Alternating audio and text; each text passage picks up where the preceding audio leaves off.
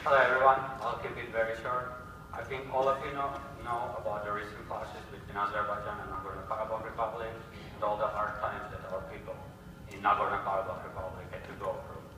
So we decided in the Armenian Society to co-sponsor this event with Nasser so we can educate the greater Boston audience about the conflict and what our people are doing to fight for their independence. So we have a great panel here, and we also have the representative of Nagorno Karabakh Republic on Skype right now. So I hope we will have a great discussion today. You already know that we also have a fundraiser. So just to clarify, we have three options for giving funds. We have the ARS, we have the AGBU, and we have the MIT Armenian Society. So you can see we have three booths at the end of the room here. So you can donate to any of them. All of the funds, 100% of all the collected funds, will go to the families of wounded soldiers in Nagorno-Karabakh. And you can donate online. We have the links over there. You can donate via checks or cash. So that's it. I'll give the mic to Mark. Thank you again so much for coming.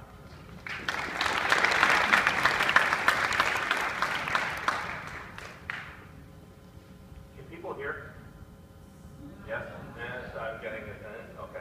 Well, I would now like to ask Soler Avedisian from the ARF Boston, South Caucasus, to please say a few words as well. Soler.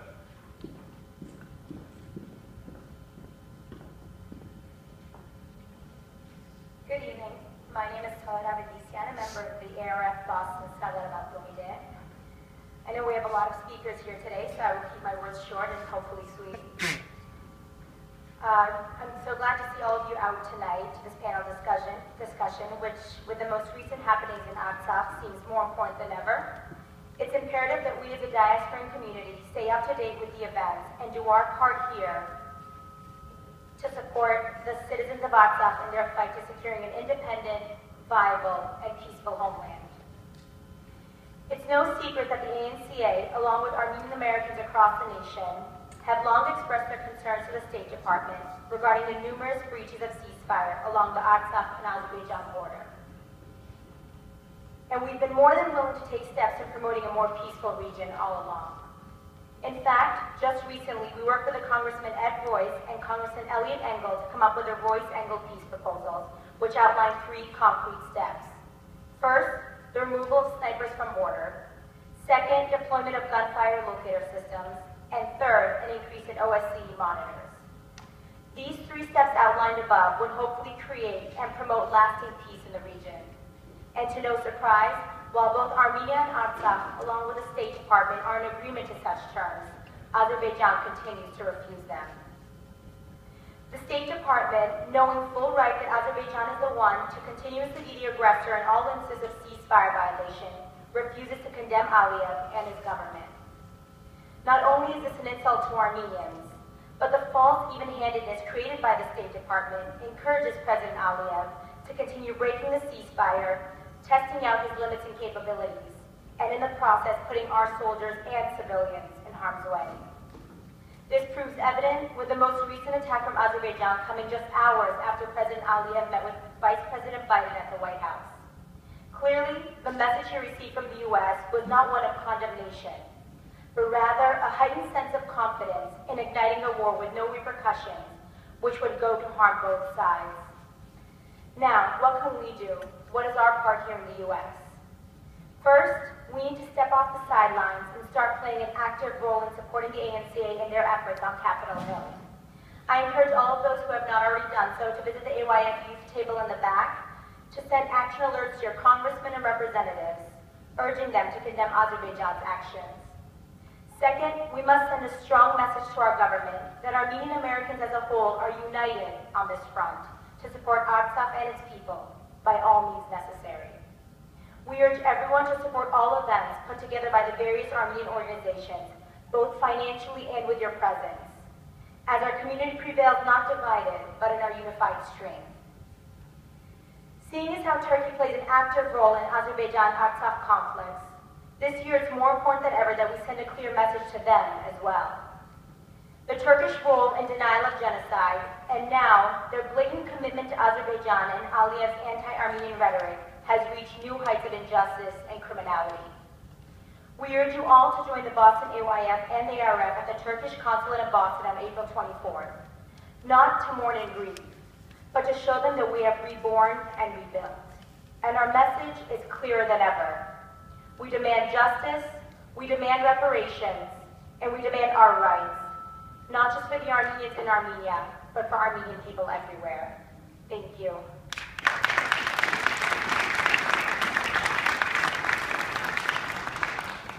I'm going to try this microphone. Maybe it works better. Good. I'd now like to invite Mr. Ara Balikian, head of AGBU New England. Ara?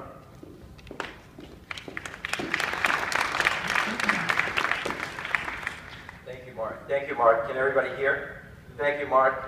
First of all, let me congratulate the MIT Armenian Society and Nasser for putting this great evening together, and for all of you coming out on a Saturday night to hear this distinguished panel to enlighten us and guide us into what's happening. It's a great testament to our community that all of us can be together in one place, collectively working to help our brothers and sisters in Artsakh. I was asked to speak briefly, which to those of you who know me is very difficult, but I was basically asked to tell you, as you all know, AGBU is collecting funds like all the other organizations, and where the money that AGBU is collecting is going. And so I sent out an email and I asked specifically to get answers of where your contributions will go. And there's really 4 areas. The first is that the AGBU is directly helping injured soldiers who need medical help, including prosthetic devices and limbs and so on. They're also helping families of soldiers. Second, there's a great deal of support for the families that have been displaced and are now living in Stepanakert. Many of them are in the 90 hotel. There are, from what I understand, 65 people in the hotel now, of which 32 are children. Third, the funds will also be used, hopefully when this is all over, and after there's a rebuilding that's going to be needed, and AGBU is going to step in and help with not only funding construction, but providing materials for the reconstruction. And finally, just generally, AGBU will always help the government of the Nagorno Karabakh Republic in every way they can. So I thank you all very much. We also have our stand over there at the back, and just as AGBU internationally worked and still works to help the Syrian Armenians, where we've raised over $2.5 million, we, like all the other organizations, are very committed to making sure that we, all of you over here, do our part to help them over there. Thank you very much for your time.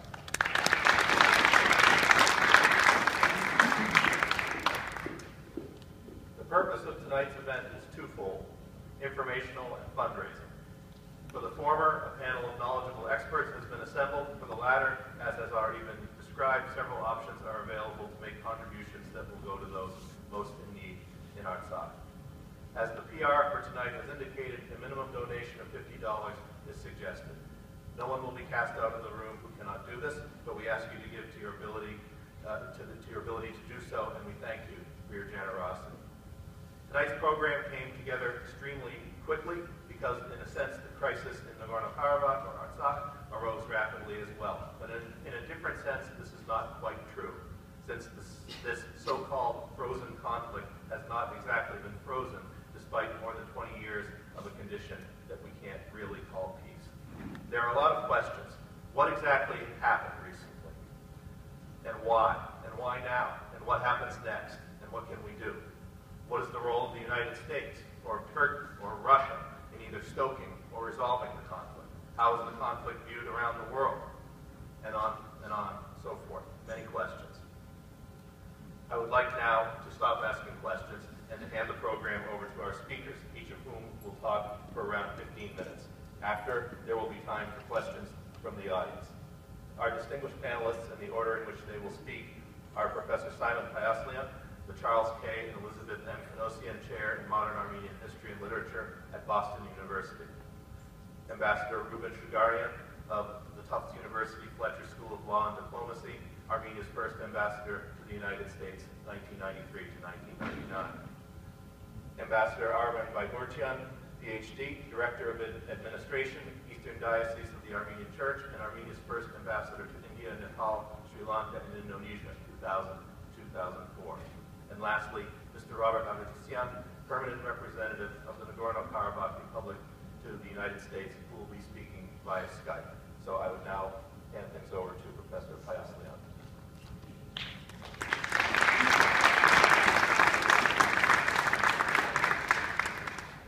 It's a great pleasure to be here. Thanks for your kind invitation to do this presentation. So my task is to present the history of Nagorno Karabakh Artsakh from ancient times to the 1980s in 15 minutes. So, we'll give it a try. This is really material for my lectures in classroom. So there are way too many slides that I can actually cover. So if I'm going really fast, forgive me, but we just have to. So looking at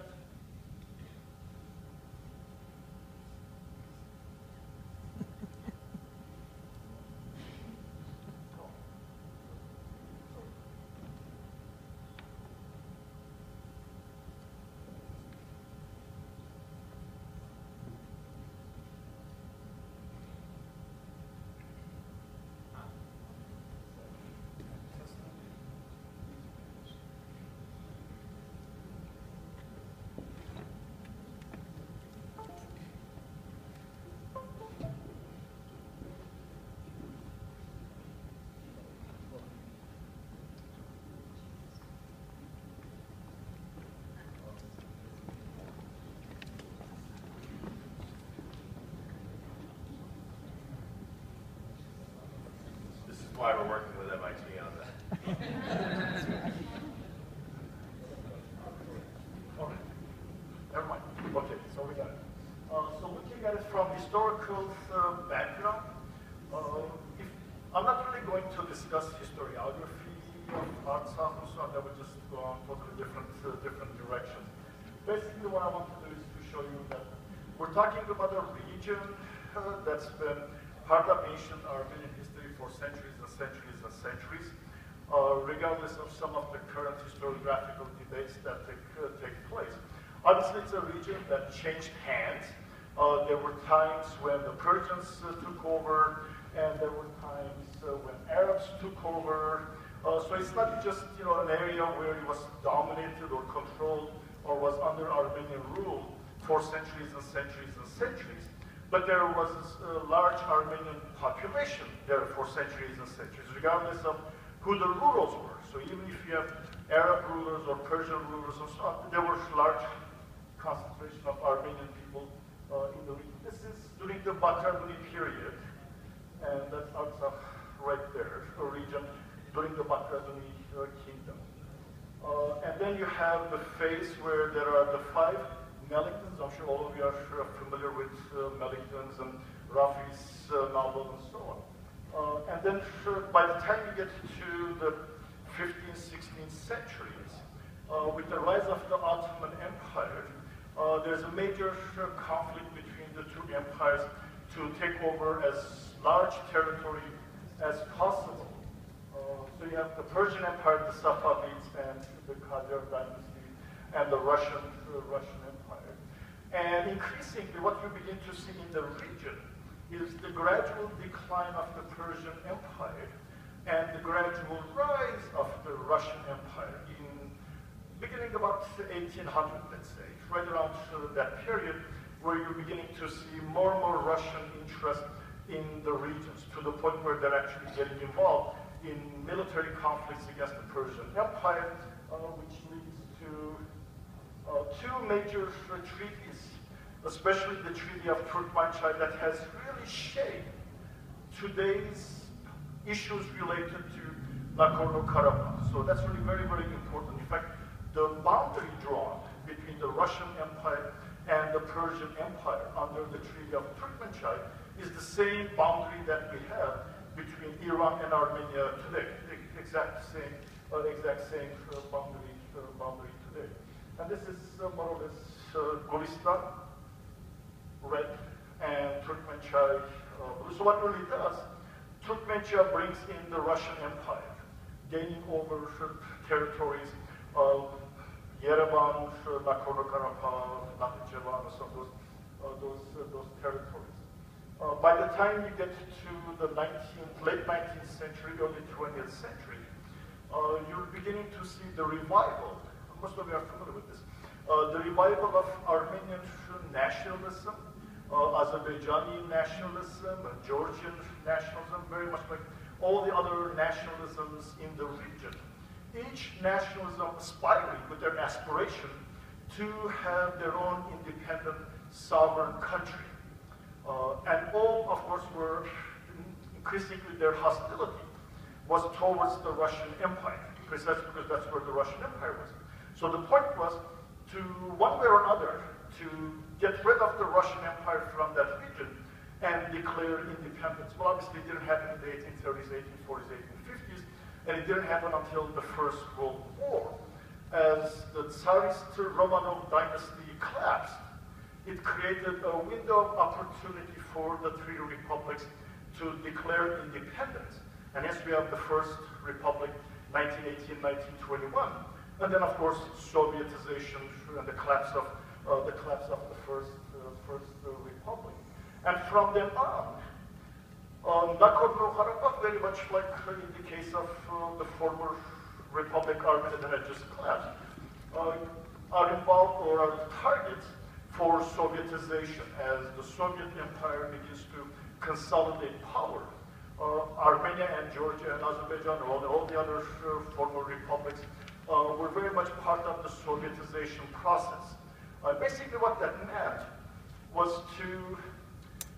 the idea was that Soviet nationalities, whether you're in Soviet Armenia, Soviet Azerbaijan, Soviet Georgia, Kazakhstan, Uzbekistan, whatever, the idea was, as part of Sovietization, Armenians would have to transcend their national identities and embrace Sovietization. So they would no longer see themselves as Armenians or Azeris or Georgians.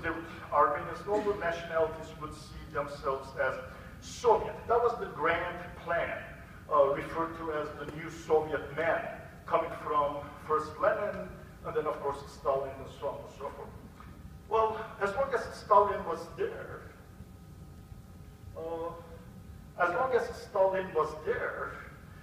there was really no opportunity for any of the nationalities to really press forward for independence. But what you really see early on in the process of this effort to make sure that Armenians are defining their own territories and Azerbaijanis are defining their own territories. Territorial conflicts that were taking place after the First World War. And this is really more or less what you begin to see. Sultanov becomes Governor General, supported with the British government. And of course, the British interest in the area included geopolitics, oil, railroad networks, finances, and so on and so forth. And they supported the Azerbaijani government over the Armenian government, so that was their policy. And then you begin to see wars and, of course, massacres, the most famous or infamous one being the Sushi massacre, 1920. I think I have a picture. That's Sushi after the massacre of March 1920. I found this, I think I found this on the internet. So it's total destruction, which really doesn't look too different than Sushi in the war of 1988, 89, 90, 91, 92. So the major change that really develops in this process is the policies coming from Stalin and determining that Armenia, Nagorno Karabakh, will remain under Azerbaijani control. And that was a major decision in 1921, where the Caucasian Bureau of the Communist Party created the Cult Bureau and Kirov was the head of that Cultural Bureau. And the decision was that regardless of, irrespective of Armenian demands, that Nagorno Karabakh be integrated into Soviet Armenia, Stalin decided that Nagorno Karabakh will remain part of Azerbaijan, even though being fully aware that Armenians constituted about 90% of the population in the region. But that was, I guess, to some extent, you can look at it as an old imperial strategy of divide and conquer type of strategy. And this is more or less what the Soviet Republic of Armenia inherited from Stalin during that period. So Karabakh became a region within Soviet Azerbaijan. But that issue left over from the 1920s, that Nagorno Karabakh should be integrated, united with Armenia, remained there. From the Armenian political culture, political psychology, literature, if you're familiar with Hovaneshira's works, it just remained there. The idea that Nagorno Karabakh should be reunited with Armenia. It just never disappeared. No matter what Stalin said, what Khrushchev said, what Brezhnev said, it just never disappeared from the Armenian mindset. So that really becomes a major issue for the Soviet leaders. So the idea that Armenians and other nationalities are going to move mentally from being Armenians to becoming Soviets just not only didn't happen. There was this constant reassertion of Armenian national identity during the years, especially after Stalin's death, when Khrushchev came to power, and Khrushchev began. This is some of the main players here: Stalin, and Kirov. Once Nagorno Karabakh was given to Azerbaijan, he became the first secretary of the Central Committee of the Azerbaijani Communist Party. Those key players in that decision. And that sort of remained there. And it wasn't really until Khrushchev where Armenians were gradually beginning to reassert themselves because of Khrushchev reforms and so on. And from then on, it sort of gradually began to gain more momentum. So this is, I'm sure all of you are familiar with this map. And this is actually in one of the first elections, where you have Armenian deputies 116 and other deputies 16 in the Congress. So that's huge number. A number that my guess is the Soviet leaders couldn't really ignore, but they did anyway. The idea of just total disregard to the demographic composition of the political. But that was the Soviet Union. Can you really expect anything else from Stalin? What was Stalin going to, Armenians or whatever, and we're going to grant Nagorno Karabakh to Armenia? That wasn't going to happen during Stalin. That's for sure. And if you're dealing with people like Beria, that's obviously serious problem. And forget about Nagorno Karabakh. I have this here just to remind the audience about Khanjan, what happened to Khanjan. I have a line here. Yeah, so the idea was he was invited to Tiflis for discussion, and he committed suicide in Turkey, which obviously wasn't suicide. It was part of Stalin's purges. That's basically what this is. Beria. You know what? He did not really want to mess with this. Stay away from. So this is the Stalin. Now, what you really have with the current conflict is, I've given this example other places as well. Imagine 1918, 1919, 1920, and on a screen like this, the Armenian-Azeri conflict is just going on and on and on. And then Stalin comes to power, and the conflict just freezes on the screen. The movie just freezes. And then you get to 1988, somebody comes and presses the play button, and that conflict that's been there on the screen suddenly just begins to continue. That's exactly what you have here. And it just basically froze. The fact that the Soviet Union was there, Stalin was there, and then Khrushchev, of course, was not willing to change any boundaries. Brezhnev definitely would not. And others, by the time we get to Gorbachev, Gorbachev made it very, very clear that if we have glasnost perestroika, it does not necessarily mean changing inter-republic boundaries. That was just very, very clear. But what the Khrushchev period did, it really encouraged Armenians to sort of very slowly, very quietly, to bring the Nagorno Karabakh issue back to Moscow's agenda. And if you're familiar with people like Silva Gabudikyan, traveled back and forth between Yerevan and Moscow, petitioning the leadership in Moscow to address this issue. And of course, the answer coming from Moscow was, no, they can't, no, they can't, no, they can't. And what it really led to, the realization that you cannot really solve those types of problems within the Soviet system through negotiations. That ultimately you have to resort to some kind of armed resistance, some kind of an armed revolutionary process. And that's, you get those guys here, the National Unity Party, when their demands were unification of Nagorno Karabakh with Armenia, unification of Nakhichevan region, unification of Western Armenia. It obviously didn't result in unification. But what was, 3 minutes.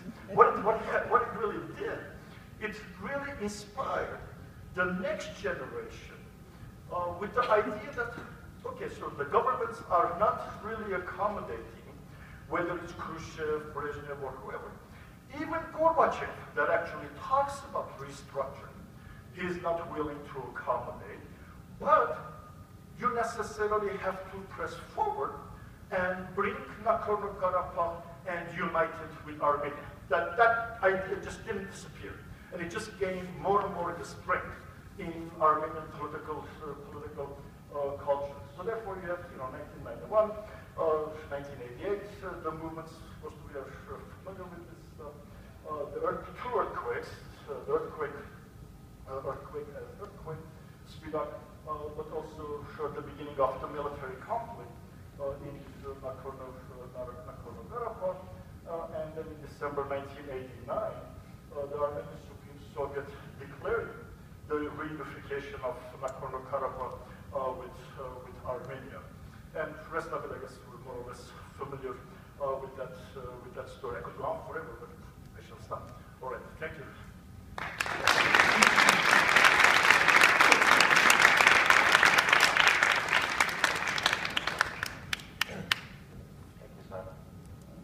An announcement that there is parked outside a black BMW with Jimmy Fund license plate 3076. This sounds familiar. Your lights are on. You might want to go out and look to that. And now I'd like to ask Ambassador Ruben Shugarian to speak.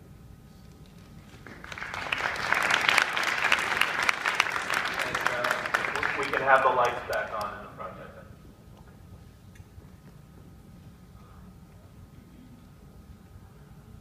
First of all, I would like to thank the MIT Armenian Society and Nasser to come forward with this wonderful initiative, and all other organizations that helped to make this happen.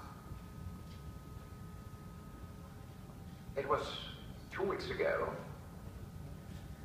that the Lewis Foundation, the MIT Armenian Society, hosted the Armenian president on his visit to the United States.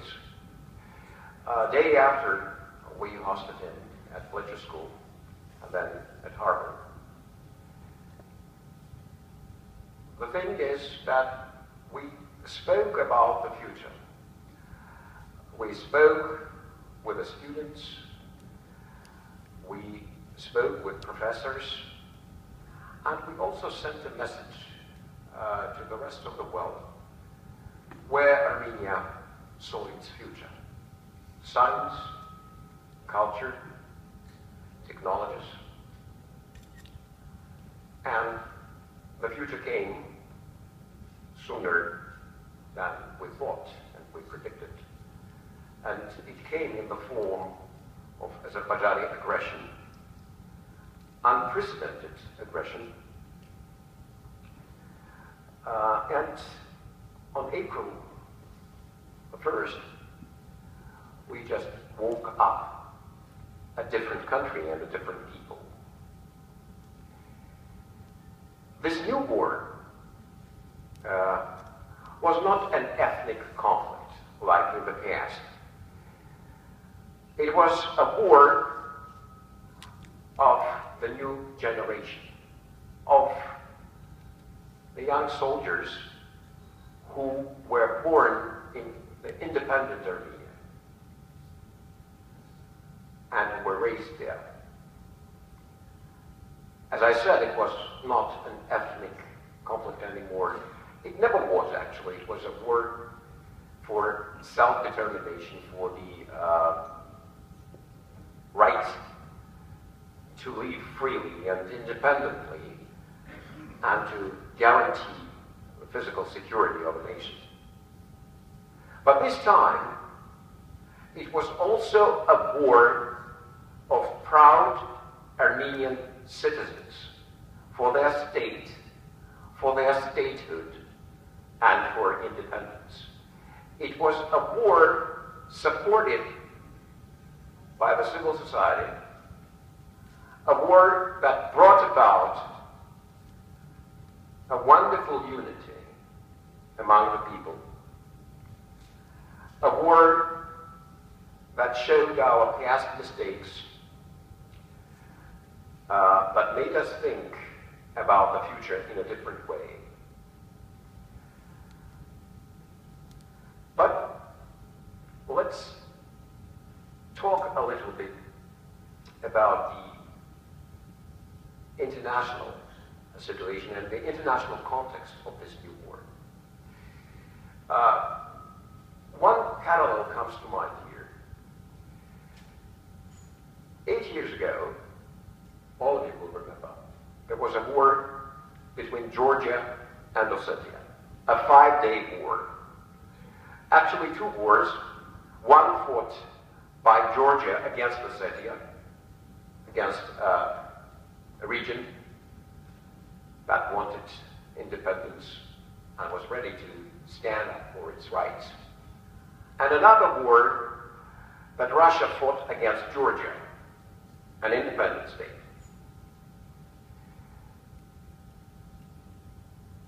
Eight years after, we had a 4-day war in Karabakh. 2 wars again. One, the war waged by Azerbaijan against what it considers to be its own civilians. And the second war,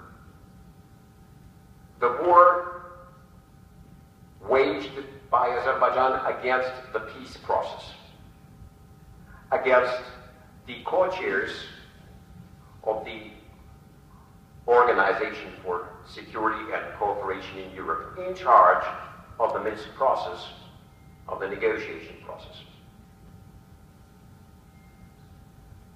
It was also a war, a clash of civilizations, not in the sense that Samuel Huntington was speaking about, but in a much more local sense. In Armenia and in Karabakh, we proved to the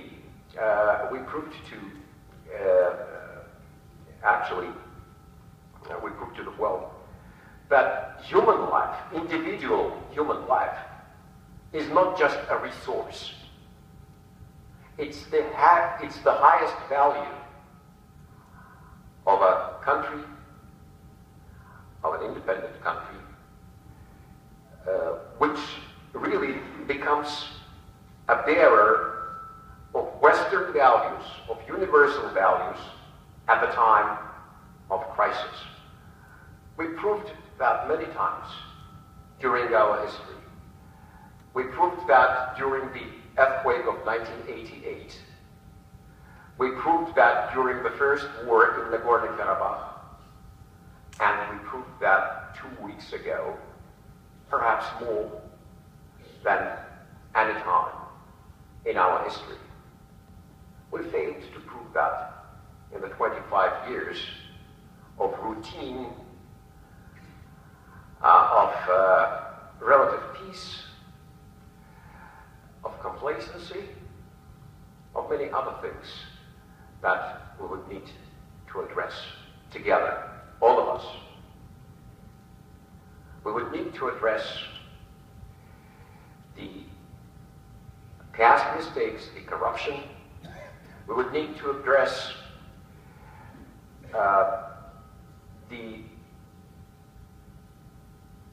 the reasons why we were taken aback.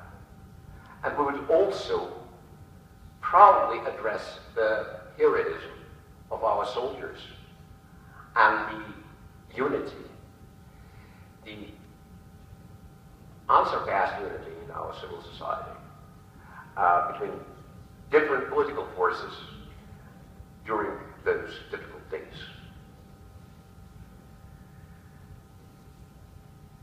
The ongoing military aggression against Nagorno Karabakh, as I said, was unprecedented. Such levels of violence have not been seen since the ceasefire of 1994. The new offensive is poised to transgress into a full-fledged war, which is actually quite a possibility today, unless the international community puts a real good effort into establishing a durable peace. Not just the international community, of course, but the parties to the conflict, and first of all, Azerbaijan. The extensive use of heavy artillery and military aircraft testify to that end. While the calls on all conflicting parties by the three co-chairs, France, United States, and Russia, of the OSCE Minsk Group, have so far been timely and more or less understandable, justified and relevant, justified probably by the logic of negotiations, logic of an honest broker, or whatever you call it. A much more resolute action and differentiated action is needed today. The time for false parity is over. You can't hold all parties responsible if one party is responsible. So there is no room for artificial parity anymore. Actually, this is the first time since the beginning of the conflict that one party, Azerbaijan, openly admitted that it had started the offensive, the unconcealed attacks against and indiscriminate targeting of the civilian population, as well as the reported atrocities in the seized villages, have a purpose to undermine the peace process and derail the negotiations from the OSCE format. Therefore, the current offensive is directed not only, as I said, against Karabakh and Armenia, but it is directed against the co-chairs of the OSCE Minsk Group. I will try to explain why the Armenian side, both Karabakh and the Republic of Armenia, want the process remain within the framework of the OSCE Minsk Group. As you probably know, Azerbaijan is making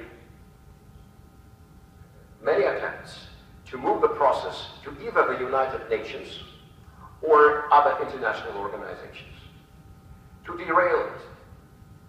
Why would they do that?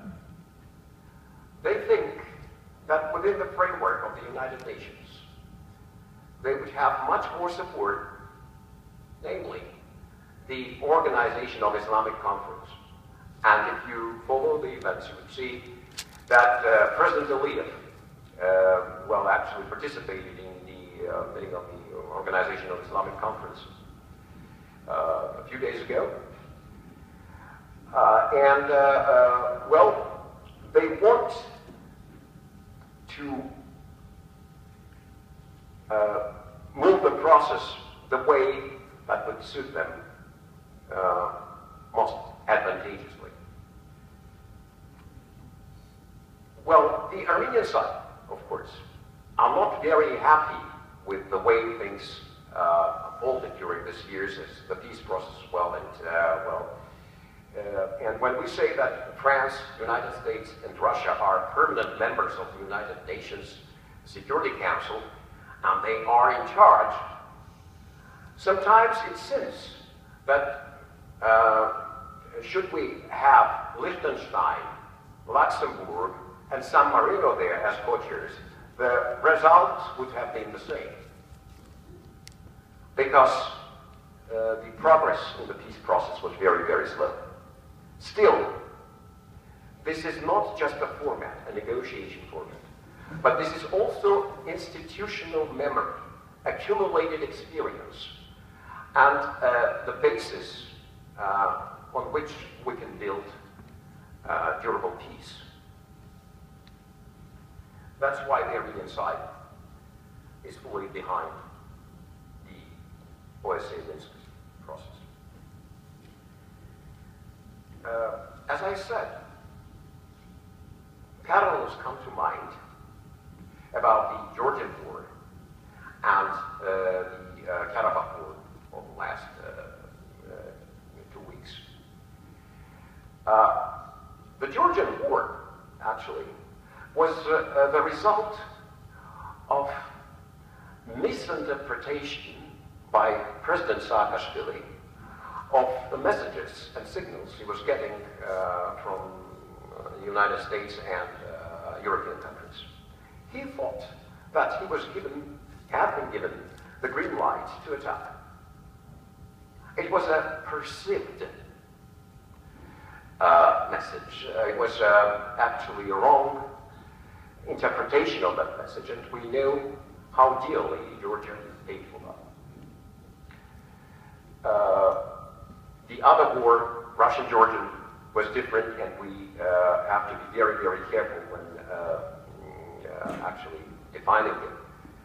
But in the case of President Ilham Aliyev, I think something similar happened, not with the United States or with Western countries, but probably he thought that the fact that Russia was responsible for selling offensive arms worth of $5 billion to Azerbaijan was a signal that Russia would turn a blind eye to Azerbaijani offensive. He was probably right that, there was a tacit approval, or maybe a tacit disapproval from Russia. In this case, it doesn't matter because they are almost synonymous, approval and disapproval. Both are tacit, but both actually gave Aliyev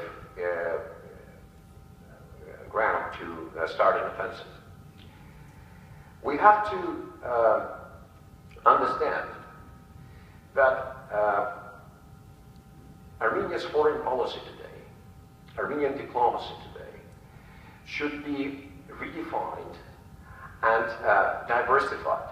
We can't put all our eggs in one basket. This is one of the most important lessons that we have learned and should have learned from this Azerbaijani offensive. We have to understand that Russia is our strategic partner, but it has to behave correspondingly. We need to understand that we should rely on ourselves only also. We have to understand that Well, Armenia has a future based on its state and national riches.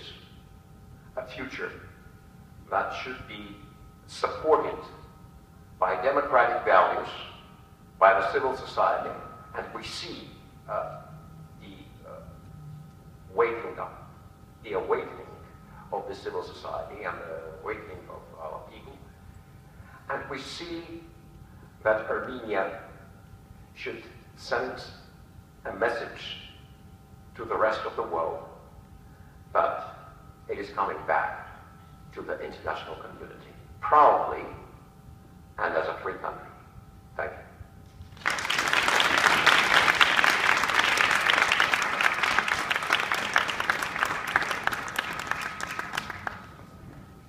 We'll now ask Ambassador Bagorjan to speak.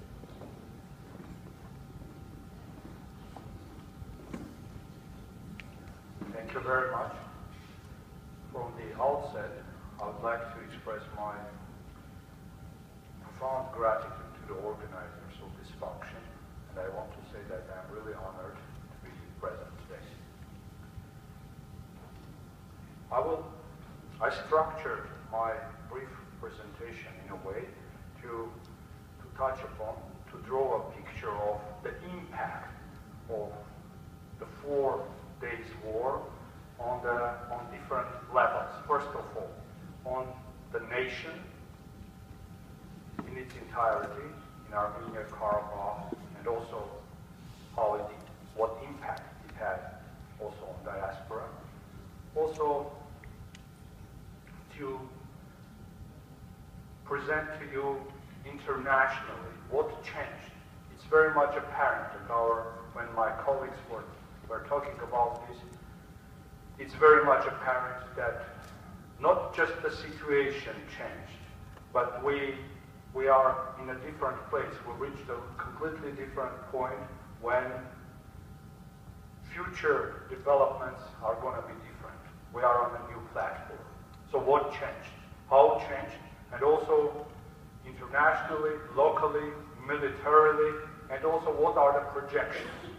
What can be expected and what can be done? I'll try very briefly to address those matters on different dimensions. So first, it is an amazing fact that in this situation of war and the consequences of the war, our nation manifested heroism. Really, the stance was heroic. And not only of our soldiers and officers, those young and not very young people who were defending the borders of Nagorno Karabakh, were defending the borders of our lands, but at the same time of the entire nation. We witnessed this heroism everywhere, everywhere. And not only in Karabakh and Armenia, but also worldwide. We talk about unification, consolidation. This is a very important factor. But heroism, I'm coming back to this. It's very important for any nation, for the spirit of any nation, and for manifestation of the will, comprehensive will. So it proves that we are able not only to manifest this heroism en masse, and also our will en masse at specific times, specific periods in the history when there is a danger, but always feel that we have this quality. Not danger or threat or this situation just brings these qualities to the surface. It's not just one-time action or two-times action, that all the efforts are consolidated to make it happen. No, it's a continuous quality that our nation carries. This is my interpretation of this, and I believe that's very much true. And this consolidation also is a message to the entire community, world community, international community, but also it's a message to the main actors and players on the regional scale. And I'll be delving into that, how it is developed and what consequence and implication it can have. But also very briefly I want to touch upon another major change and development that happened with all of us. It is, you know, if I make an excursus to the history, very quick one. Always we were guided upon the principle that, as our 5th century historiographer Moses Hornazi was telling, in Grapar, which means that basically the philosophy is that we are surrounded by hostile powers and our life is a survival. So, and also when we come to the level of try to define what does it mean in terms of level of diplomacy, what that means in level of policy manifestation. Then we see that it was evolving during centuries and centuries of our history. I will not be going into the details, even though it's a very interesting topic, but I just want to tell that we developed as people, as a nation, we developed a concept that we can get our independence, we can survive only if we rely on a power. There are, again, very many examples of this. One of them is Dashan's Tuch, document of Concord, which was written in the 13th century, but probably in 13th. Apocryphal, but allegedly was presented as a document of the 4th century. The example is that an agreement was signed between Saint Gregory the Illuminator, our first Catholicoi, and Roman Pope Sylvester I, and in witnesses of two emperor and the king, etc., etc. But a power, it doesn't matter what power in this specific case, a power, this power will come to save us, will come to help us to establish our independence. And we always thought like this. Our generations were thinking that we cannot on our own to achieve our independence. And when our national liberation thought was developed, and our national liberation movement started in the 16th, 17th centuries, again, this approach was the prevailing one. On one hand is Safavid Iran, on another Ottoman Turkey, and then how you gain your independence where you are under yoke of these mighty powers. So you should rely on this or that power that comes to help you. And it evolved in the 19th century when our national liberation thought and movement reached another level, much higher level, but again, we were guided by the same principle. More reliance on our own power, but at the same time, we needed the power from abroad to get independence. Now, of course, any nation needs a support. Any nation needs support of external power, alliance with these external powers. But I am talking about qualitatively different phenomena. When you rely on your power, and then you build your external relations, as my colleague Urban Shugarian was telling, diversifying these external partnerships. And another thing but you rely on your own power. This you understand that it's a necessity to build alliances with different powers.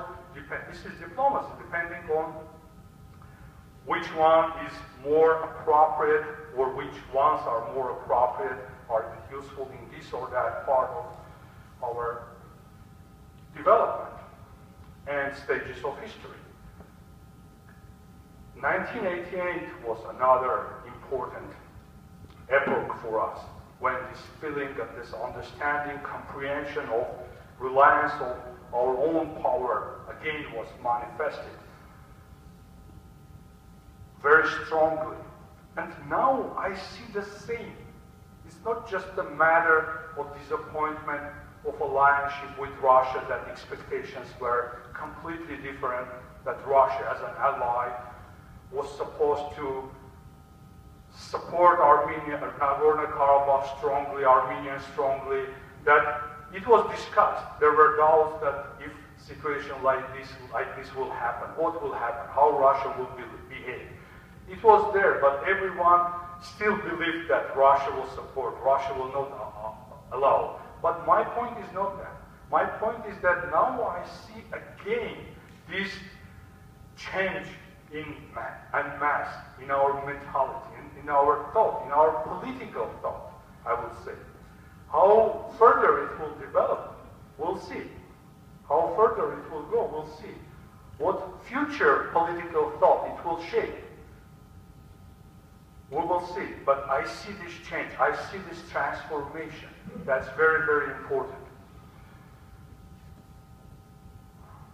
For a heroic nation, and we are heroic, I want to say that loudly, all of us heroic, all of us, and you that are here today, extending your support from Massachusetts to those who are in need. This is also a manifestation of this unity, of this heroism. Not just soldiers who defend with their lives our land, but it's common. Everyone does that in different ways, not necessarily on the border, in different ways. Let me talk also very quickly about the impact of the situation in general on Nagorno Karabakh, on Armenia. What is our future? Now, what's next? It's not the same, as I told already. What's changed? The change is that the conflict was frozen. There are different interpretations. What does it mean, frozen conflict, etc.? Conflict is not frozen anymore.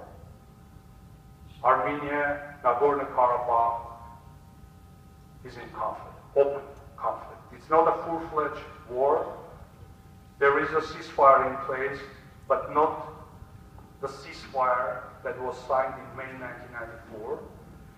2 documents at that time. I don't want to go into details, but basically with signature of Nagorno Karabakh as a party to the conflict.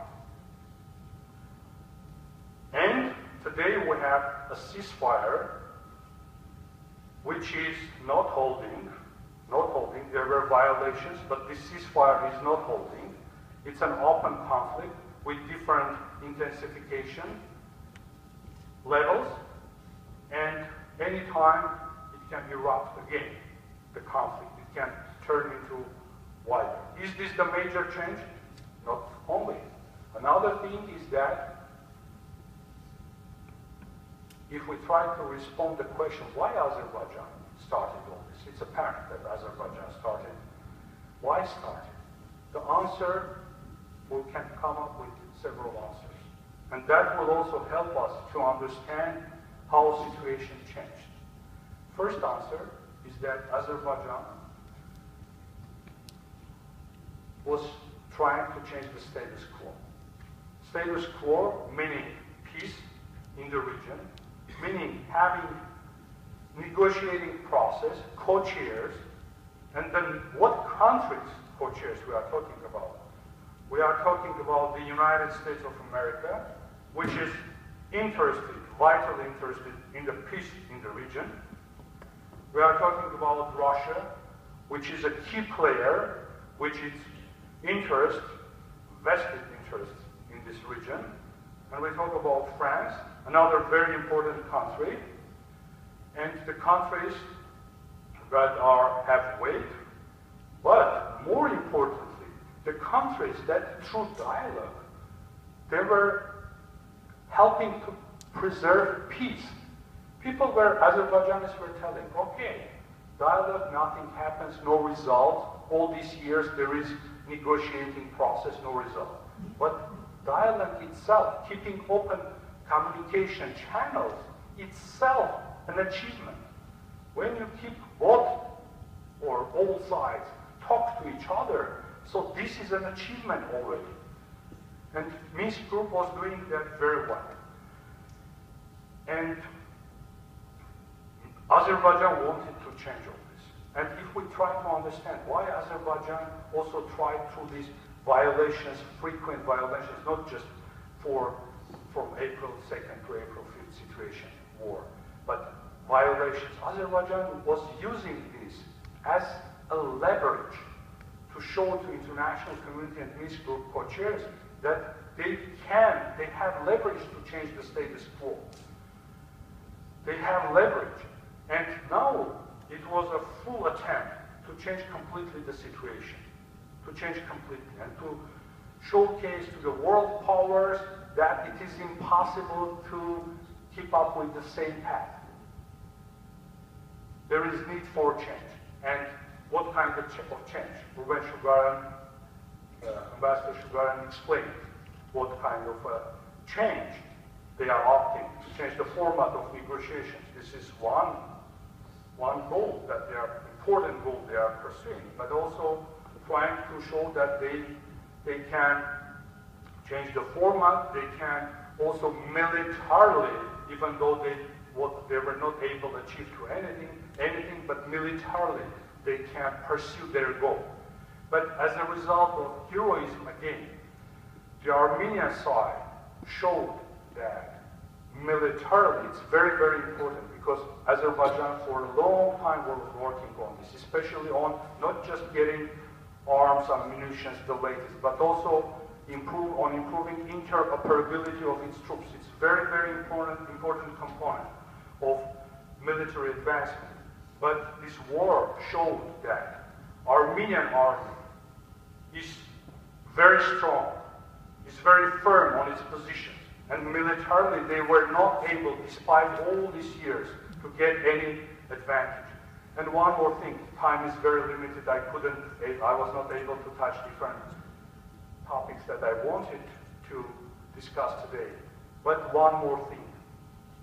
Going back to Resolution 822 of April 1993, when the legal basis, bilateral legal basis, the legal basis of the international community's approach to the conflict, Nagorno Karabakh conflict, was laid. And today, when I was watching during the war period, CNN, how CNN was covering, I was watching not only CNN, I have all possible news outlets, but CNN was showing Foreign Minister of Azerbaijan and Foreign Minister of Nagorno Karabakh. For me, it's an achievement.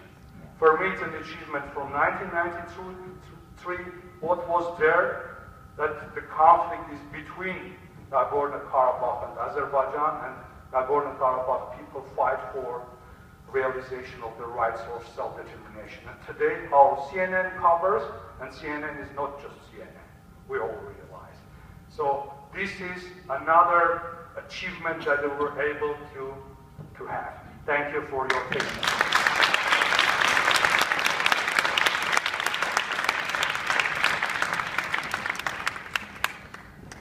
While the engineers get Robert Avedissian on Skype, I'd like to make one announcement that I meant to make at the outset.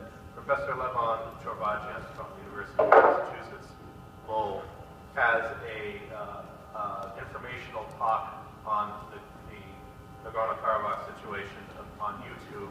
If you Google his name or search his name in YouTube, Chorbajian and Karabakh and Zorya, it will take you to it, and it will be available in video form as well in a couple of weeks, I think. Is that correct? Yes. So we will now turn things over to Mr. Robert Avedissian. Thank you. You hear me well? Yeah. Thank you. Hi, everyone. Good evening. And I also want to thank the organizers of this event, the MIT and the whole list of organizations Thank you for keeping Artsakh in the focus of your attention. That's very important for us. Thank you to the panelists, to the distinguished panelists. I enjoyed listening to all your perspective and everything you had to share about the situation. And of course, I want to thank everyone who is in the hall today, who spent this time trying to learn more about Artsakh. And this is one of the ways how you show your support to all your compatriots, sisters and brothers in Karabakh. And believe me, it's very much appreciated. It doesn't go unnoticed, and we're very much inspired by what we see, the whole pan-Armenian movement around the globe. Many of the speakers mentioned that unity, which is very important. Let me just briefly go through the main development, what we saw during the past few weeks. As probably most of you know, the current attack, the latest attack, started on April 2, and that was an unprecedented scale, using artillery, tanks, aviation, large infantry forces, special troops who were specially trained to quickly penetrate across the line of contact, across the front line, and do all the job they're told to. And the severe fighting lasted for 4 days, and it ended again, just like in the first time, it ended with Azerbaijan requesting for cessation of fire. They have failed militarily again, and they didn't reach any goal put in all this adventure, be it militarily or politically. We can now say that the hostilities were marked by serious war crimes, and this process of assessing the entire picture is currently underway. We're going to cooperate with the appropriate structures and organizations around the globe to make sure that Azerbaijan doesn't get along with this. What's the current situation? If we compare it with the situation of April 2 to April 5, then the fighting is probably, we can say that it's over. Also, we still see infringement of the ceasefire regime. We still see attempts to influence, be the Armenian forces along the line of contact, or the international community, and another attempt to blackmail on this very first level, the very first stage, after what we see as another round of war and ceasefire negotiations. The mediators, the United States, Russia, and France, they have visited the region. They have visited Yerevan, Stepanakert, and Baku, and they're doing their best to make sure that we don't see any of those ugly surprises again from Azerbaijan. And the main effort is to hold Azerbaijan as a predictable, at least party for the negotiations. And of course, we don't have any utopia about how constructive they will be. The international reaction, it was very active, but we saw the same pattern like we've been seeing before this major escalation. We didn't see any pinpointing, any unambiguous mentioning of Azerbaijan as a destabilizing country, which we think, and unfortunately, we were right, it leads to the falsest sense of impunity among the Azerbaijani leadership, and they think that they can digest politically whatever they plan to do across the line of contact, or with anything Armenian, basically. So we still, again, we haven't seen that. We haven't seen all the major guys who took the responsibility of dealing with this conflict, or the major organizations who are formed and called to protect human rights and liberties and dignity. We haven't seen that. We have seen statements by our friends, friends on the Hill here in the United States, from elsewhere around the globe, but we haven't seen a major unified criticism of the aggressor. And actually, that was during the hostilities when one Azerbaijani media outlet wrote the following: our president has visited all the capitals, all the major capitals recently. He has met with all the major players on the international political arena. We are waging this war, the new attack against Nagorno Karabakh, and we're not seeing any sharp criticism in our in our of our actions. It means that somehow, probably, we're supported by those political forces. Of course, that's our expectation, and that's our sincere hope that they didn't see any even sign which could have been regarded as the okay to do that in the situation. But at least these sentiments are present in the Azerbaijani political elite and among the Azerbaijani society. Very briefly, what were the preconditions for having this? In my opinion, the level of anti-Armenian hatred which has been instigated upon the Azerbaijani society and the number of negative commitments Aliyev assumed when he inherited this position of the president of the country from his father has already begun to slip out of his own control, and it begins to direct him in the direction which is dangerous for the country, for Azerbaijan, which is dangerous for the entire region, and first of all, it is dangerous for our peoples. We understand it. But looks like Azerbaijani president is playing too much with instigating anti-Armenian hatred, and he has been seeing this push, this demand from the society to do something. If you're feeding your population for 20 years with promises that you're going to spend this money for military force rather than for social progress because you have unsolved problems with Armenians, the time comes when they begin to ask for it and demand for it. And especially, and here we come to the second possible precondition, is the domestic situation in Azerbaijan. If we look at the oil prices, if we look at the economic downturn the country is seeing for quite a while now, and it is predicted that the situation is not going to be any better for them because this country is based only on oil, its economy. We see notions of social dissent already in Azerbaijan. We see, again, a continuation of attack on human rights, which is also raising the domestic disturbance, and all Aliyev needed, just like any other dictator around the globe, is to find another reason to distract the attention from the political problems or economic problems at home, which he perfectly did. He started the war, he failed in whatever intentions he had, but the state-controlled media, which is the only media which exists in Azerbaijan, began to appraise the great victory. And I don't know what they're celebrating, honestly, but it's been wild. It's been all over the world, and Azerbaijanis are celebrating the victory over Armenians. There are media reports that the Azeri army has, what they say, liberated several villages, and the refugees began to go back home. So these sort of things, which the regime is utilizing to legitimize its own grip on power for several more years. If they celebrate it, I don't know what we can do to make them understand that it was a tragical decision even for their people.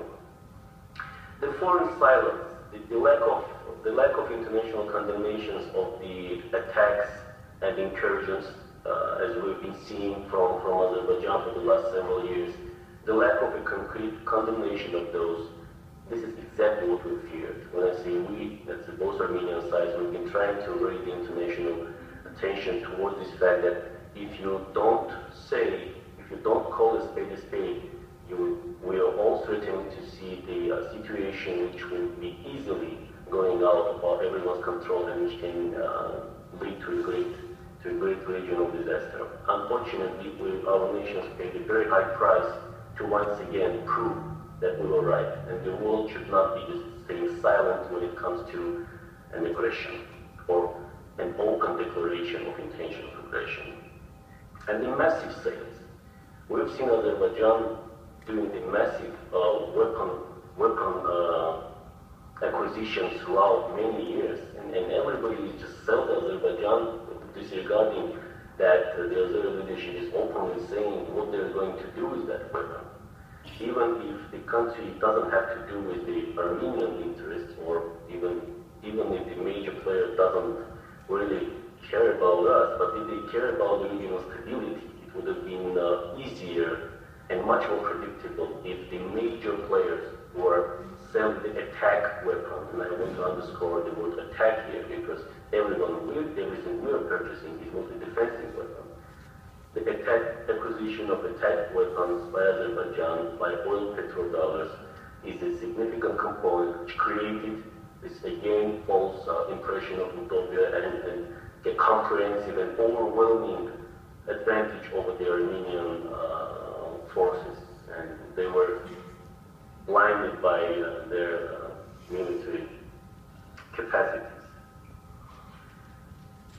What are the ways out of this? Of course, I absolutely second the opinion by the panelists, by Ambassador Bayburcan and Ambassador Shubayan, that this is the different situation we're having now. Yes, it is. Well, sort of yes and no. In terms of no, we still have the unpredictable regions, unpredictable Azerbaijan, and we know that the only guarantee of our security is not the paper signed by Azerbaijani leader, but the Armenian Defense, which is currently on the line of contact, and the resource which we have in the face of our huge Armenian diaspora around the globe.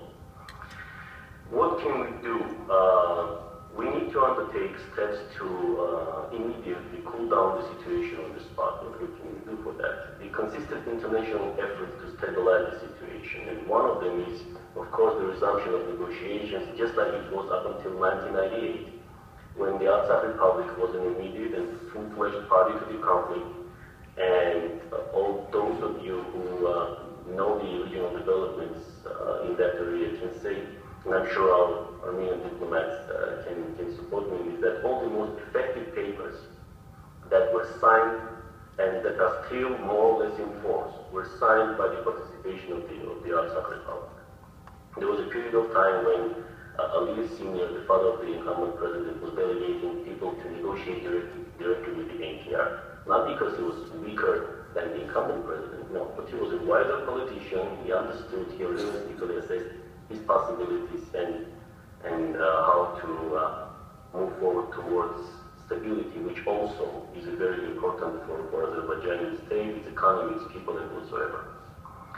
Resumption of negotiations with Karabakh's participation.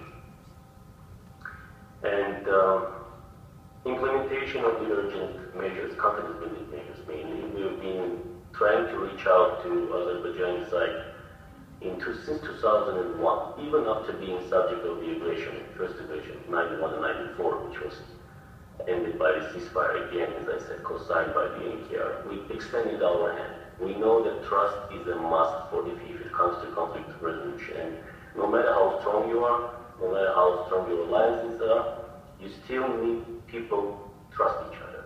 You need to make sure that whatever the leaders come up with will be supported by the people, because peoples are basically the humans who will be feeling everything on their own skin, right? And if it is up to us to live in a neighborhood, we should be seeing no threat coming from each other. Unfortunately, Azerbaijan was rejecting all the measures, and we were not suggesting anything which could imply any recognition of NKR. We know that's a sensitive issue for Azerbaijan, and they're not yet ready for that.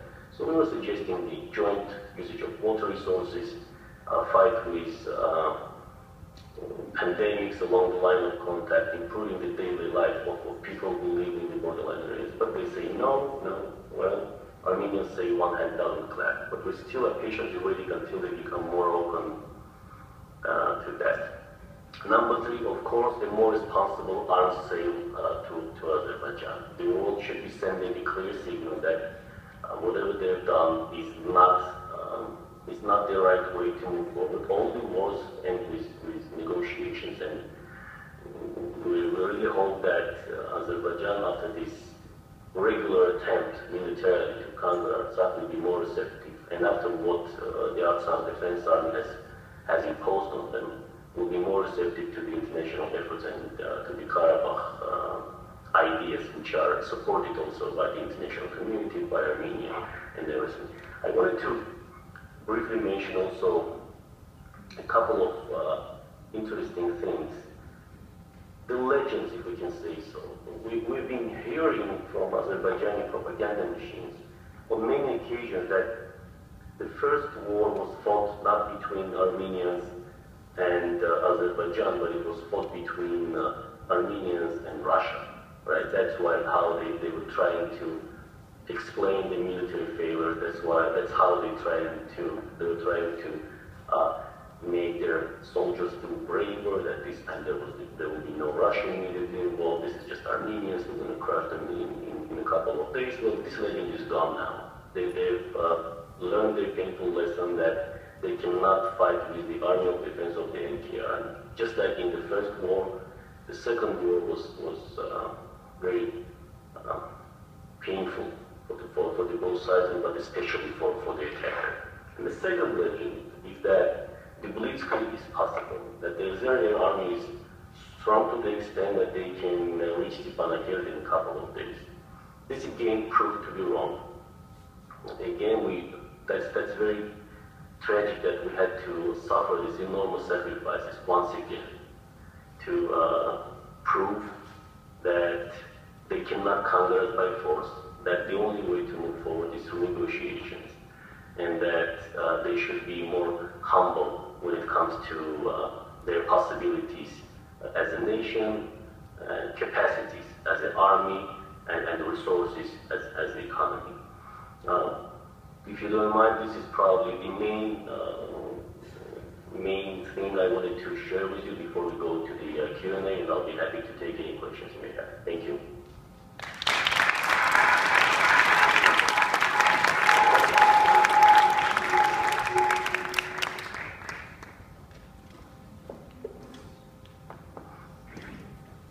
Before we open the floor up for questions, I'd like to ask the representative from one of our other co-sponsors, Mr. Anthony Barsamian of the Armenian Assembly, to say a few words. We will then open the floor for questions, and we will then, after the Q&A, have refreshments, and you will once again have the opportunity, please, to contribute. Oh. Robert, thank you. Ambassadors, Dr. Pasayan. So 4 days ago, I was in Washington, and I met with the OSCE U.S. mediator and also the White House. The situation, as you know, is very serious. You're going to hear, as you've heard tonight, that Armenia needs to come to the table and negotiate. Armenia's been very solid about where we stood on this issue. Karabakh has been very solid where they stand on this issue. And I have to commend the Armenian president. Very measured, very direct, and Karabakh leadership. Armenians need to tell the world, point blank, that you're going to negotiate with Karabakh. That they need to be at the table. This is their lives, their land. They need to be a part of this process. Secondly, we called for monitors repeatedly. We will put monitors in the region. There's only 6 monitors on the line. We need more monitors. Secondly, we need technical support in the region, which we'll bring to the region to keep everyone honest. What Armenia and the world of Armenians need to do is shed the light on what's happening in the region. Our mistake, as Ambassador Shagarian said, is we became a little bit complacent. Ceasefire, things seem to be okay, people are talking. We cannot be complacent. Frankly, we need to get our message out ourselves because no one else will put that message out there. The Azeris got their message out because they pay lobbyists a lot of money to get that message out. I'm going to stop there, but I'm going to share with you a general in crisis management once said to me, and it's on my phone because I keep it with me. Never panic. Don't be euphoric. Be slightly paranoid. There's no silver bullet. Be suspicious of what you read in the headlines in the newspaper, and be resilient. We will never, again, put our problem into someone else's hands. We alone can only deal with our problem. Thank you.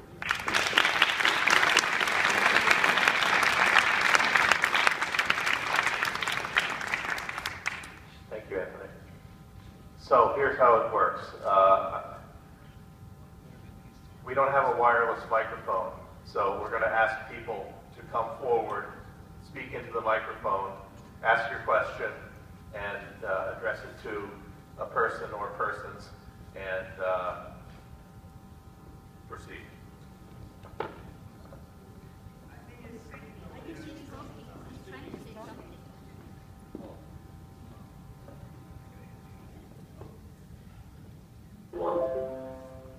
we are not speaking about the attempt of being pro-Armenian. We are not asking the world to be pro-Armenian. We want them to be pro-peace, which requires involving and restoration of Karabakh. You cannot ignore Karabakh.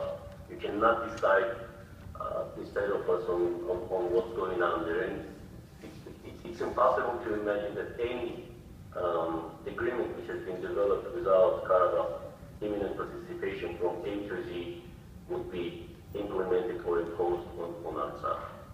And we share this vision with the authorities of Republic of Armenia, of course. Well, the recent events show that we never panic, and I want to share with you a couple of these military things. The helicopters, they lost 2 helicopters, right? And at least one of them, when I say they, I mean the Azerbaijanis, was taken down by a non-anti-aircraft weapon, because the soldier he just didn't panic. He used whatever he had, and he used it very effectively. A couple of drones were taken down by shepherds who were just walking there and using their rifle. They used their rifle to take down the shepherds. So they were not scared.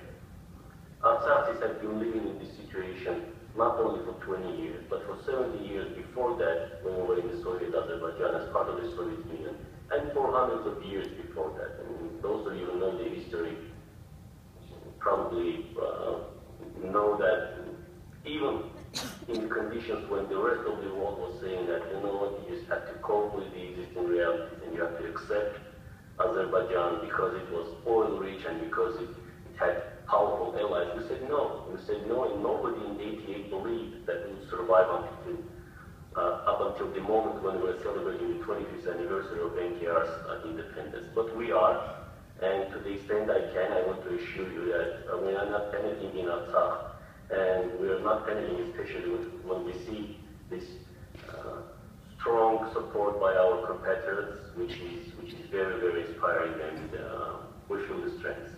Thank you.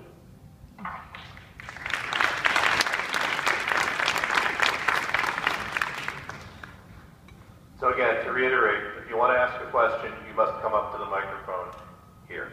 Thank you. If you want to ask a question, you must come up to the microphone here. I have a question to the ambassadors. On Facebook, there were all kinds of pictures about the war going on, and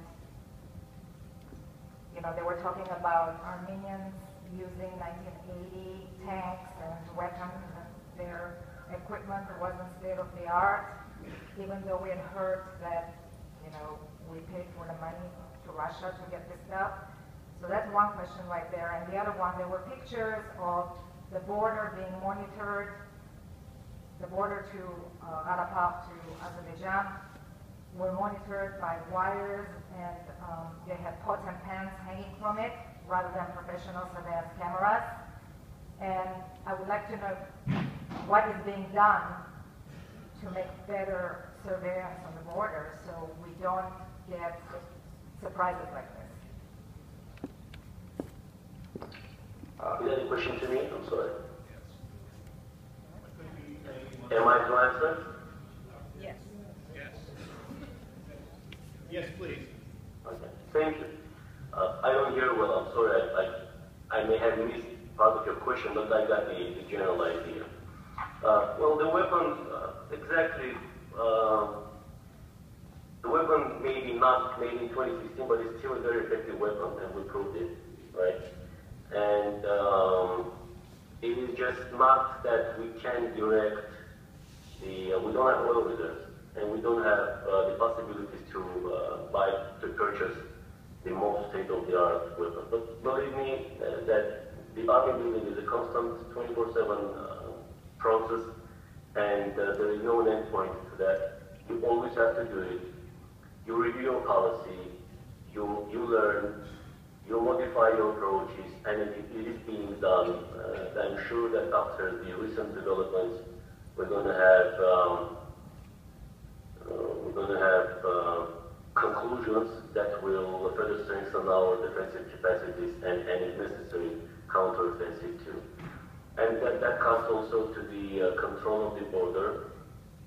if you know the terrain, it is very complicated, and there are even parts where the distance between the positions of the Assad and the Azerbaijan armed forces is just several 50 or no, not 50, but 200 or 300 feet, right? Several dozens of meters. It is difficult to control that for the 100% to be sure that it is safe and safeguarded, but again, it is a process, and we're after the major attack by Azerbaijan in 2014, in August of 2014, it has been significantly improved, the situation on the spot, and now we have a more secure border, and we're having, if you consider the statistics, which is it's still a sad statistic because we have at least one, but if you look at the numbers, we're seeing decreased numbers of incursions, not because they bring them to a lesser number of attacks, but because they fail to do so. And now we have pretty much of the equipment which is necessary to control the border. But again, it doesn't mean that we have to stop and we have the right to stop. No, we need to have it even better. Please.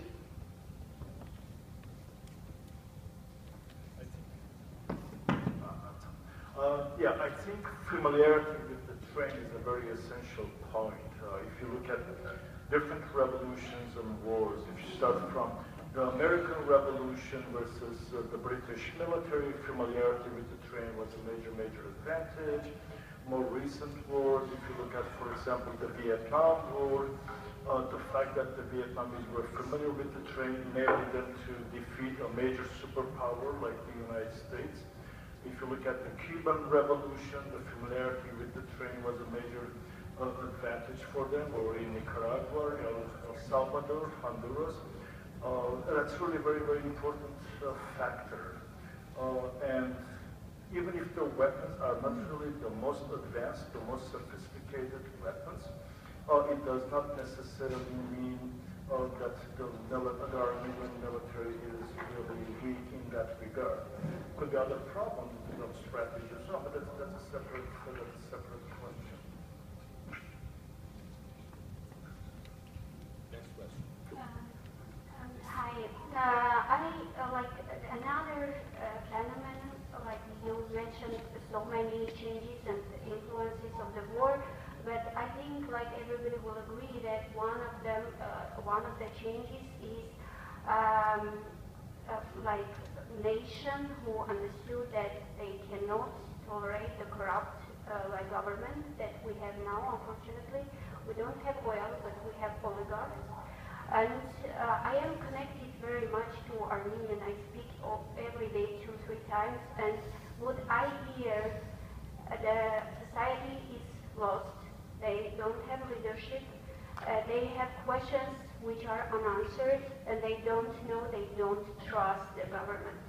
They don't trust the government is doing right thing, that our diplomacy is working correctly, and they know that like the government would rather support themselves, their clannish system, rather than national interest. And there is a rhetoric question here,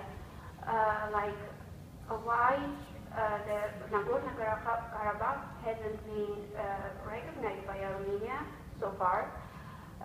Secondly, why this talented nation doesn't have somebody who could go at least from here, or I don't know, from somewhere, and lead the nation, because they are lost now.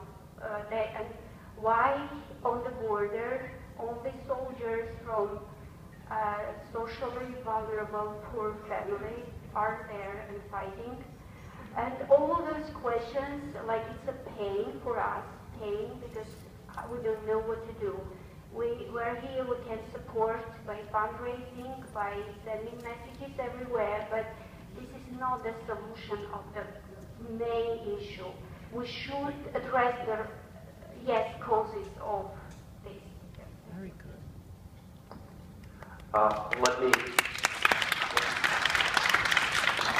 Let me start with the international recognition of Nagorno Karabakh, and especially why Armenia hasn't recognized it.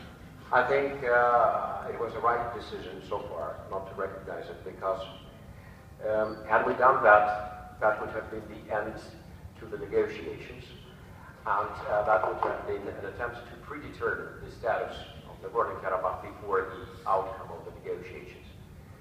Now, the situation is slightly different. After the recent aggression, you know, both the Armenian president and also the opposition, well, they were talking about a possibility, the circumstances under which it would make it possible to recognize Nagorno-Karabakh.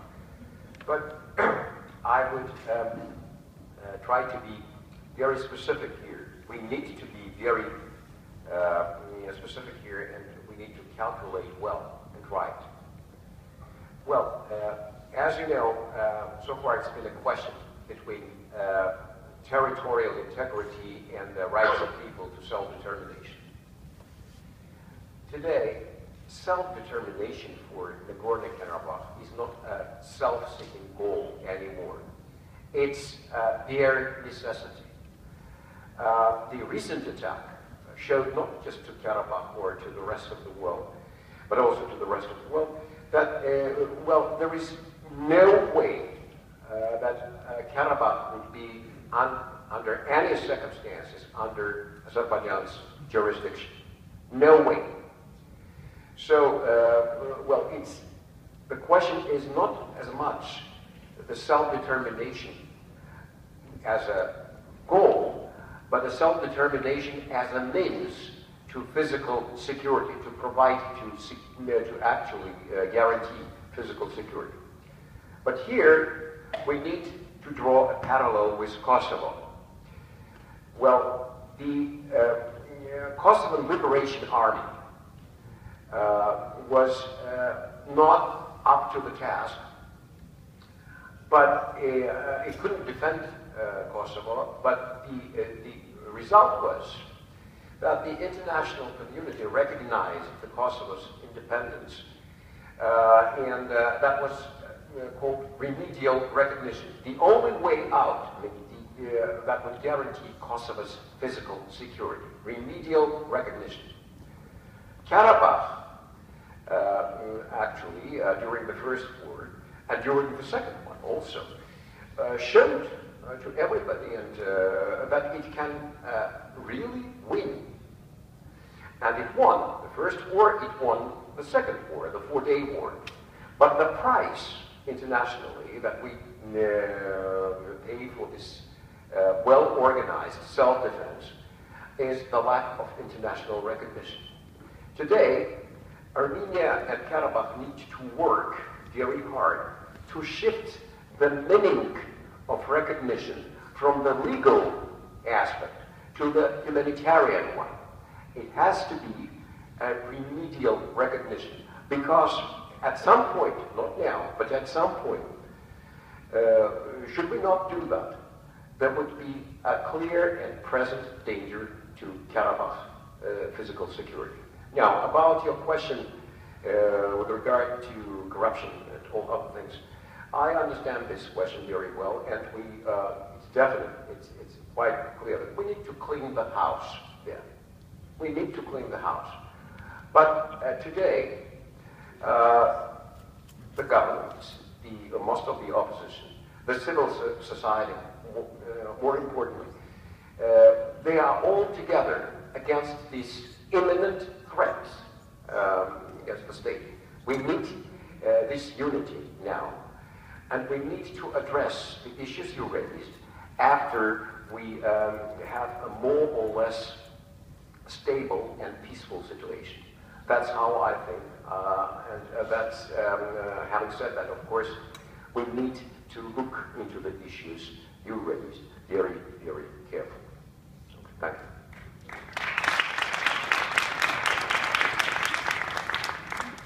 I'll add just a few words to that.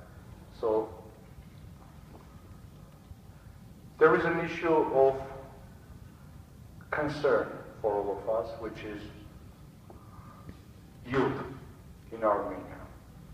youth, state of the mind, and it's the future of the nation. Future of the nation, and what we witnessed just some time back, especially at the president's meeting in MIT. So that was very inspiring for everyone. And in general, so because of my teaching at Yerevan State University, at other universities, so I had opportunity to interact with youth, with young people on a daily basis. And when we were discussing with everyone in Armenia, in the United States, in Europe, wherever, so the point was that, like, when we talk about impact of geopolitical, geoeconomic factors on situations, on people, but youth, the most precious part. And this 4-day war, and this, what happened, proved that we have brilliant youth. Those are not just words. Brilliant, irrespective social fabric. Irrespective social fabric. We have brilliant youth, and we have future. That's a very clear conclusion and message that we can make. We have future, because we have those young people. And very many of them are here today. Thank you.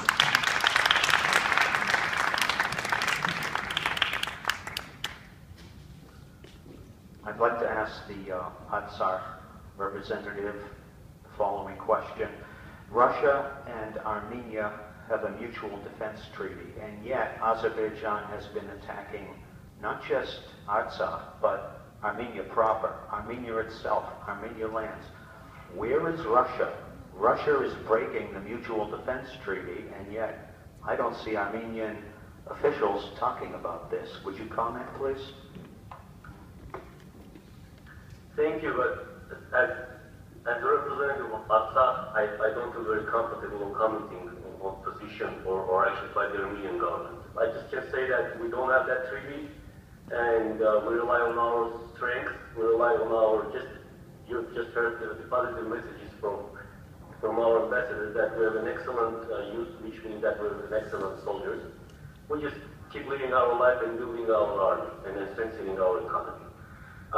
The alliances and all that, well, I mean, the history of Artsakh has shown that the best alliance is the Armenian nation, and the best peacekeeper is the Armenian soldier which protects our land. That's all I can say.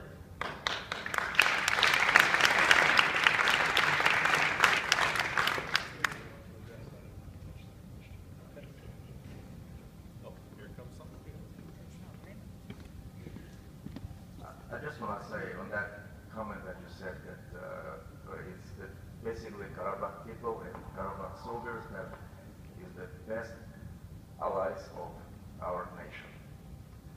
On that note, I wanted to just say that I'm not I was watching these YouTube videos how Azerbaijani side was using sophisticated drone weapons which was targeting our Armenian positions behind the border line.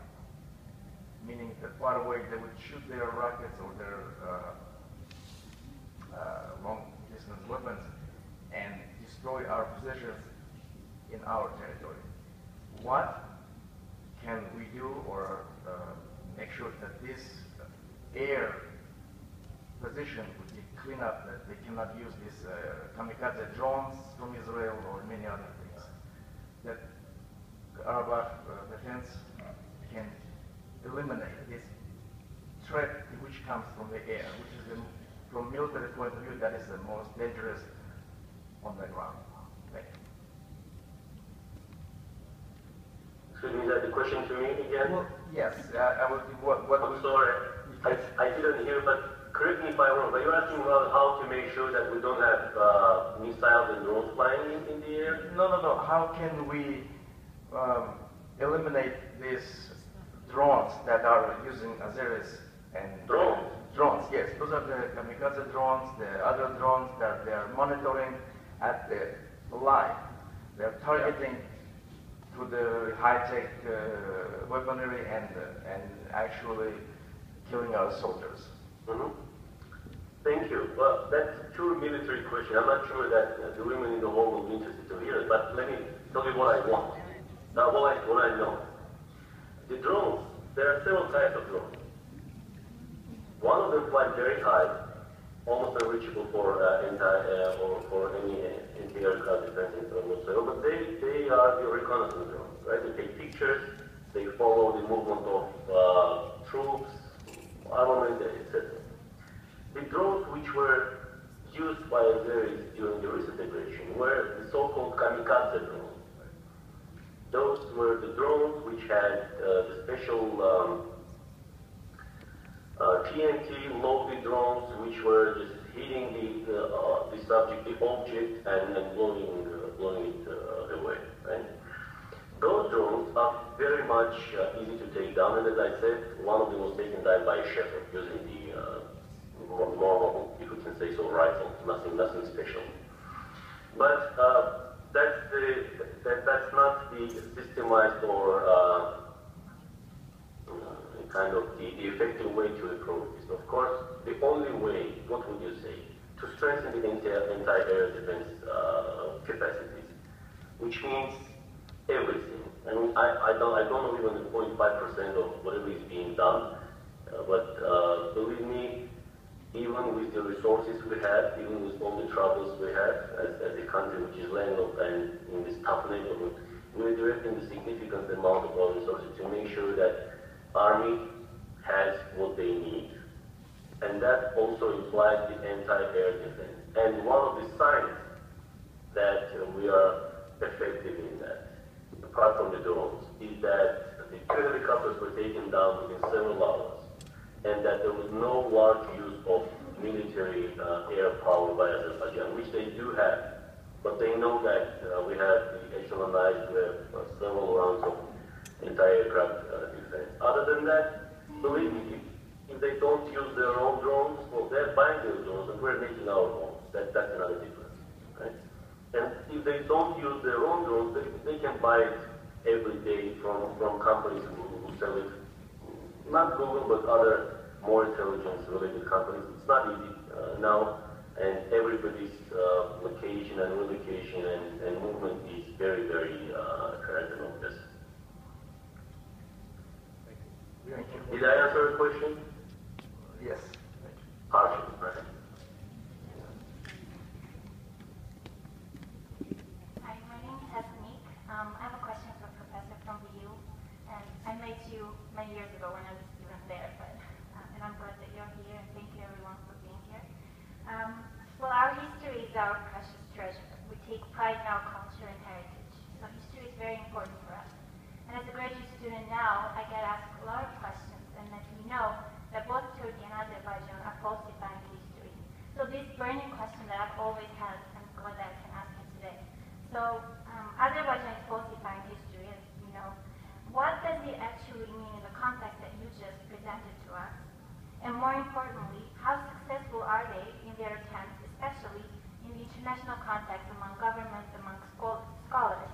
Because as a student, again, I get asked questions, like whose side is right in terms of history, and like that's probably like the future of history. What does it really mean? And I know that Azerbaijan is actively sponsoring research and trying to make up history. So is that really true? Is that really going on? And how can we try to still preserve our historic value that is known among everyone in the world, especially scholars?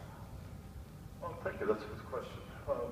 Ultimately, what you're looking at is contending historiographies, and that's really nothing new in history. So you could have different governments proposing, advancing, advocating certain point of view, and we should not be shocked to learn that Azerbaijan is going to advocate certain type of history and historiography. There's really nothing surprising about that. Ultimately, Armenians have our own sense of our own historiography, and Azerbaijanis have their own sense of their own historiography.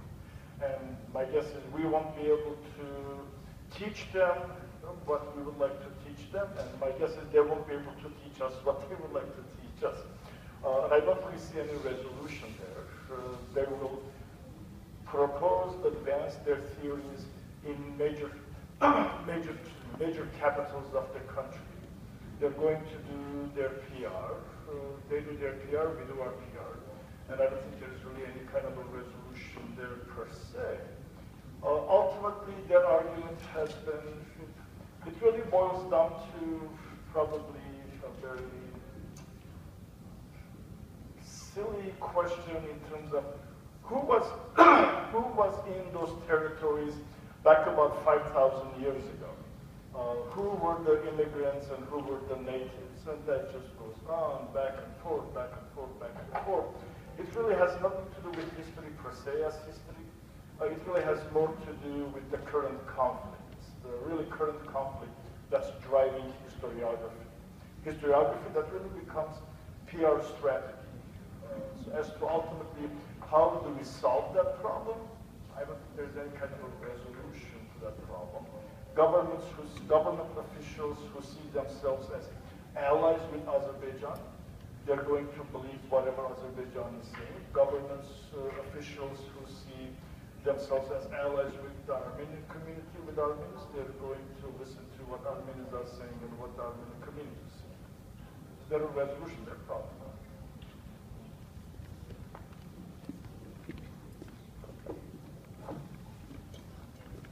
In conclusion, I want to thank again the panelists. Can I ask a question?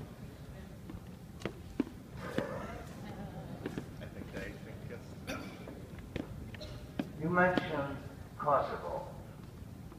Now, I think the mistake that we have made was encouraging the independence of Kosovo, because Kosovo had no right to be independent. Since the 8th century, they were part of the Serbian Empire, and there were no Albanians living there at all. When the Turk moved in, the Ottoman Turk moved in, the Serb fought. The only group there that fought the Turk was the Serbs. And they had, because of that, the Turks allowed Albanians to move into Kosovo. Still, even during the Second World War, the majority of the population of Serbia, of Kosovo, was still Serb.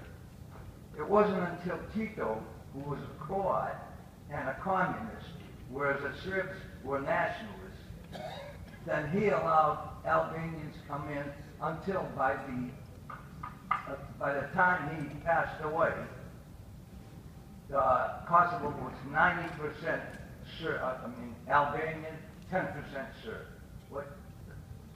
Now what happened there? The KLA you mentioned, that was actually deemed a terrorist organization. A terrorist organization that was killing Serb policemen. That's why the Serbs, Milosevic started eliminating, trying to move the Albanians out.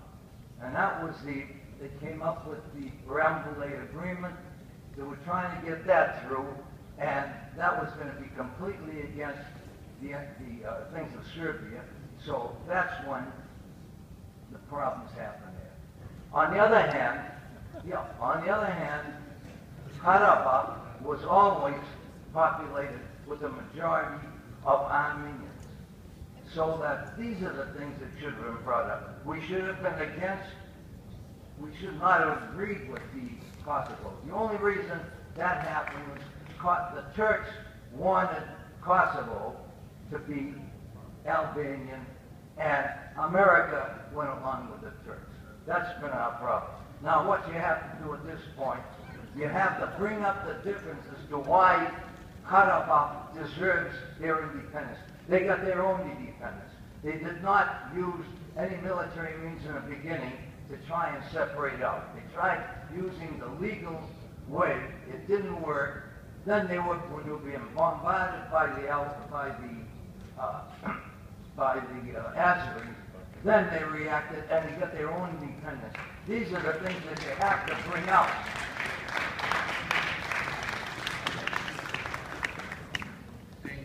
Let me reconclude by thanking all the participants in the discussion, the panelists, the organizations. This whole evening was organized in less than a week, so thank you all for your hard work in making this successful. We have a very brief video to conclude the evening, and then we would encourage you to enjoy some refreshments and make a contribution to support this very worthwhile cause. Thank you all so much.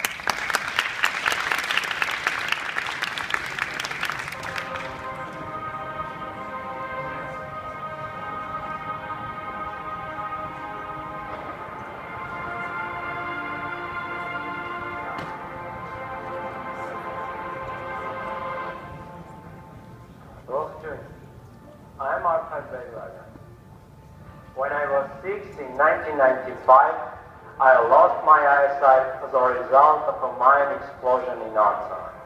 My mother wanted to send me to the special school for visually impaired children in Yerevan.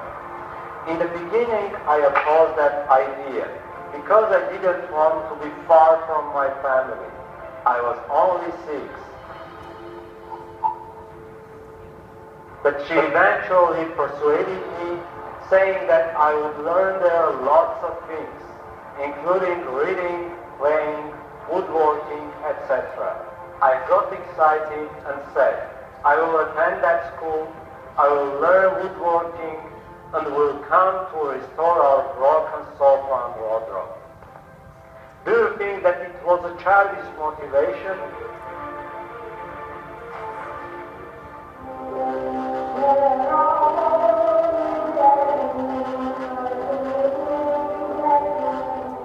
I received great education at that school, later on at universities in Armenia, in Greece, in the UK and the US, and returning to my hometown, currently I am serving as the spokesman of the Artsakh Prime Minister.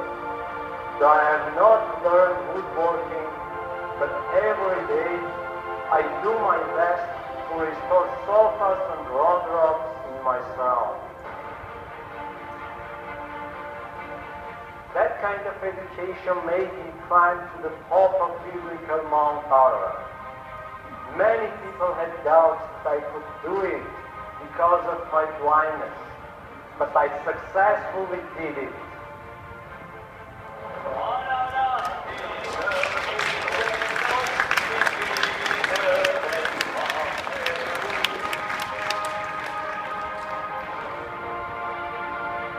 Yes, I did it. I put the Armenian flags on the top of Ararat because it was a personal goal and I had enough willpower that way. As for national dreams, I cannot do it alone. You cannot do it alone. But we can do it together. So, let's get together. Let's create together. Let's put the flag of our national dreams on daily peaks together.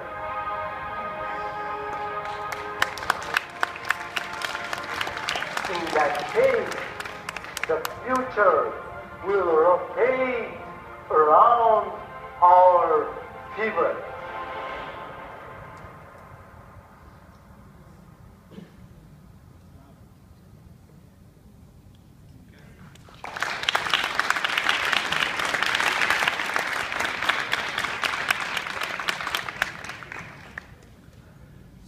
Again, I wanted to say thank you everyone for watching this. I think all of you know that the most important asset for Armenians is Armenians themselves, the people of Armenia. And I think Artsakh is like actually the personification of Nagorno Karabakh and the view that they have. I have an exciting news to share with you. Just tonight, across our Free Defense organization, we've raised $13,000. And all of this money,